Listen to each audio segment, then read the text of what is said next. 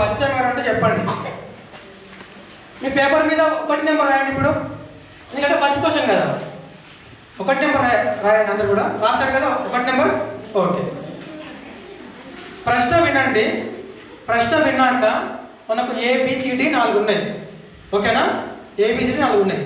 ఆ 1 నెంబర్కి ప్రశ్నకు ఈ 4లో ఏది కరెక్టో ఆ 1 పక్కన రాయండి.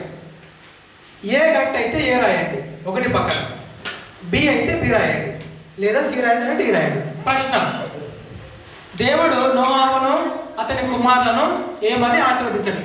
మాట్లాడదు ఎవరు కూడా, నాకు డిస్టర్బ్ అవుతుంది. దేవుడు నోవాహును అతని కుమారులను ఏమని ఆశీర్వదించను. జలప్రలయం అయ్యింది కదా, అయిపోయిన తర్వాత దేవుడు వారిని ఏమని ఆశీర్వదించాడు. మీరు ఫలించి అభివృద్ధి పొంది భూమిని నింపండి. ఓకేనా? ఆప్షన్ B, మీరు ఫలించి అభివృద్ధి పొందండి.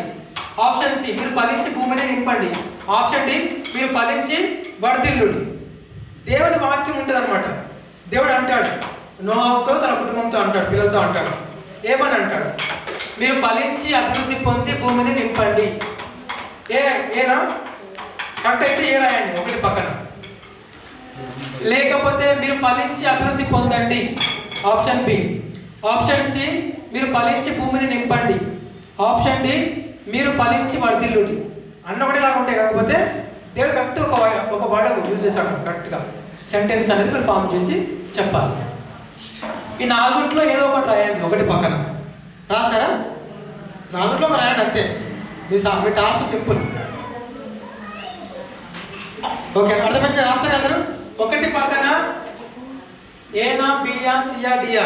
ఇందులోకి 1 రాయండి, మళ్ళీ 4 రాయకండి. 4 ABCD. ఓకేనా? సింపుల్గా ఏ అయినా రాయండి, బి అయినా రాయండి, సి అయినా రాయండి, డి అయినా రాయండి. ఓకేనా? Right, next. రాశారు అందరూ? ఓకే, రాశారు కదా. నాకు బ్లాంక్ పేపర్ ఇవ్వద్దు మళ్ళీ. Okay, second question. ఇప్పుడు 2 రాయండి.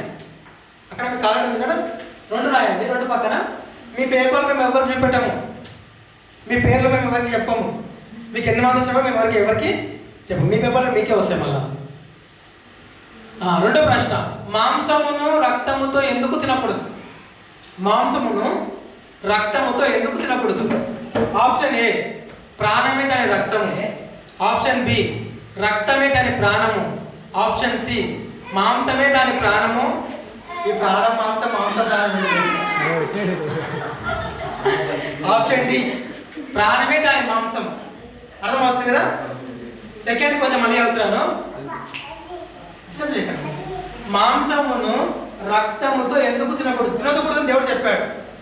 అంటే క్లీన్గా కడుక్కొని తినాలి. మాంసమును రక్తంతో ఉన్నప్పుడు తినకూడదు. మనం తినకూడదు. ఎందుకు తినొద్దు? ప్రాణమే దాని రక్తము. ఆప్షన్ A, ప్రాణమే దాని రక్తము. ఆప్షన్ B, రక్తమే దాని ప్రాణం. సింపుల్గా చెప్పాలంటే రక్తంలో ఏముంటుందో అదే ఆన్సర్. ఆప్షన్ C, మాంసమే దాని ప్రాణం. ఆప్షన్ D, ప్రాణమే దాని మాంసం. నా టాప్ ఎగిరిపోయింది. ప్రాణం రక్తంలో ఏముంటుంది? అక్కడ ఎక్కడ ఉన్నది రాయాలి అంతే. ఆన్సర్ కూడా చెప్పేసిన. ఓకేనా? ఏయా, బియా, సియా, డియా రాయండి. 1 రాయండి. ఓకేనా? ఫాస్ట్ అయిపోతున్నాం. 3వ ప్రశ్న రాయండి. ఏదో ఒకటి రాయండి, ఖాళీ పెట్టకండి. ఇక్కడ కరెక్ట్ ముందు కూర్చొని ఇట్లా ఎందుకు కూర్చుంటారు? ఓకేనా? రైట్. 3వ ప్రశ్న మళ్ళీ నెంబర్ 3 వేయండి. ఏసారి నెంబర్ 3. నెక్స్ట్: దేవుడు నోవాహుతో చేసిన నిబంధన ఏది? దేవుడు నోవాహుతో ఒక నిబంధన చేశాడు. ఇకను ఆప్షన్ A, ఇకను భూమిని నాశనం చేయను.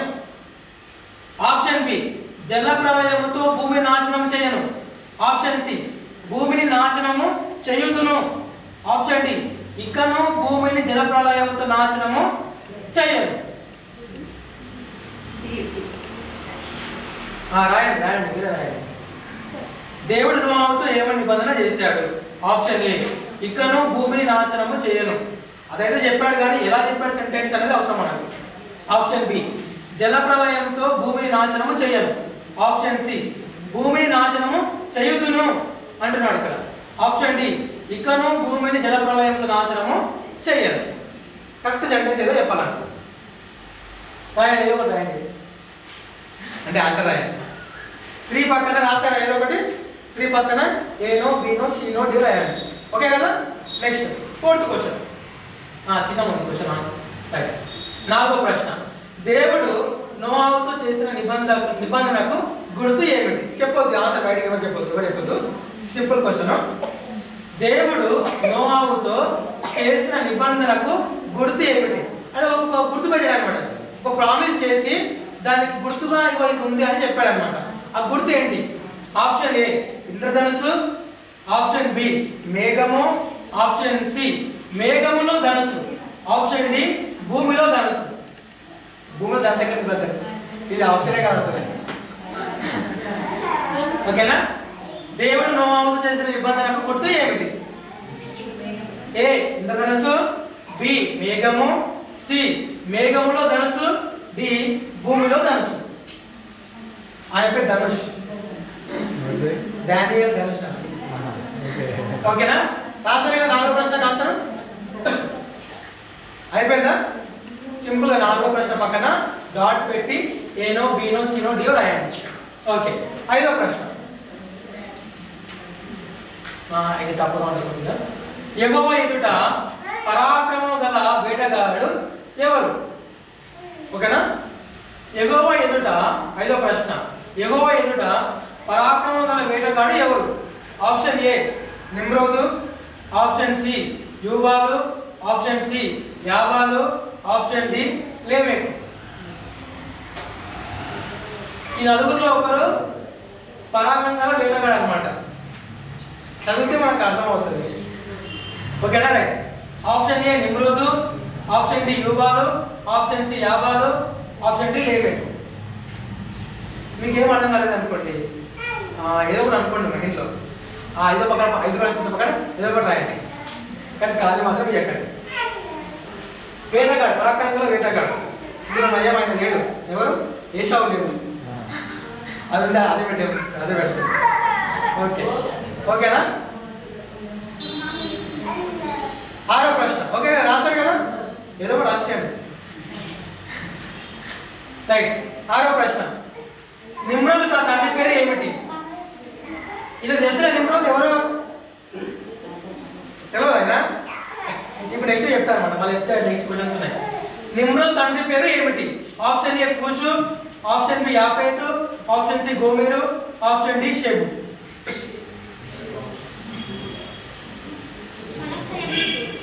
నిమ్రోదు తండ్రి పేరు ఏమిటి? నిమ్రోదు తండ్రి పేరు ఏమిటి? Simple question. 6వ ప్రశ్న ఇది. Option A Cush, option B Japheth, option C Gomer, option D Sheba. వేసుకోండి. Increase certificate please go telephone number 1 to 3 వచ్చేసి. ఓకేనా రైట్. Simple question. వాళ్ళ నాన్నగారి పేరు ఏంటో అందులో ఒక ఆప్షన్ రాయాలి. ఏ అయితే ఏ, బి అయితే బి, సి అయితే సి, డి అయితే డి. 7వ ప్రశ్న. ఓకేనా. నెంబర్ 7, భూమి అంతటా ఏమి ఉండేది?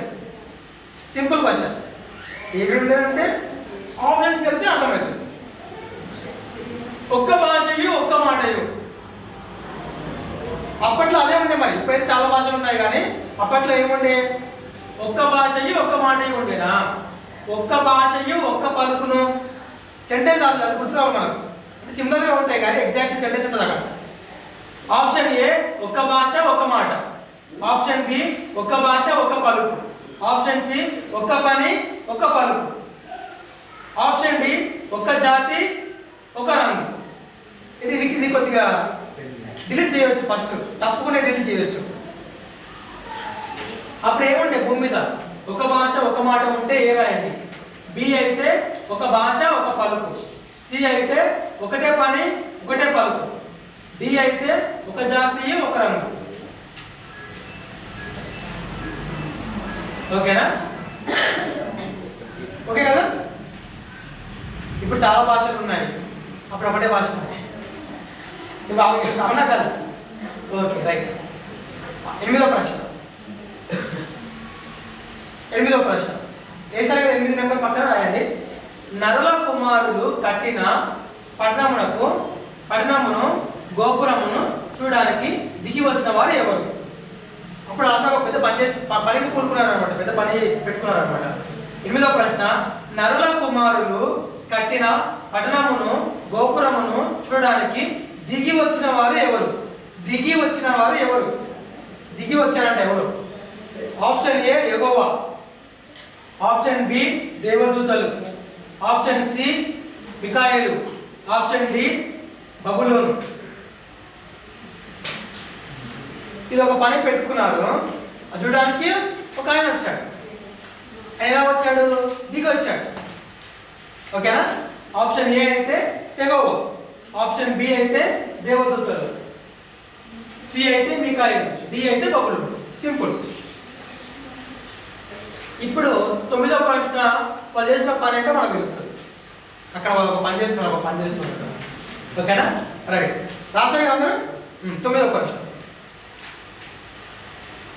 ఇదన్నమాట. అసలు ఇది 9వ ప్రశ్న. ప్రజలు కట్టిన గోపురమునకు ఏమని పేరు? అలా అక్కడ ఒక గోపురం కట్టారు, పెద్ద గోపురం. ఎక్కిపోదాం పర్వతరాజానికి ఎక్కిపోదామని ఒక పని పెద్ద గోపురం కట్టారు. ఆప్షన్ ఏ ఆ గోపురానికి ఏమని పేరు అన్నమాట. దాని పేరేంటి? గోపురం పేరు. Option A Haran, option B Horeb, option C Babel, option D Babylon. అదే అది కానీ చెప్పొద్దు బయటికి. సింపుల్గా 9 పక్కన హారాన్ అయితే ఏ రాయండి, ఓరేబు అయితే బి రాయండి, బాబేలు అయితే సి రాయండి, బబులోను అయితే డి రాయండి. అదే రైట్. 10వ ప్రశ్న రాశారు కదా, సింపుల్ గా. ఏంటి ప్లాన్? 10వ ప్రశ్న ఏది? ఇందులో ఉందా? అవునా? ఉంటుంది. వచ్చిందా?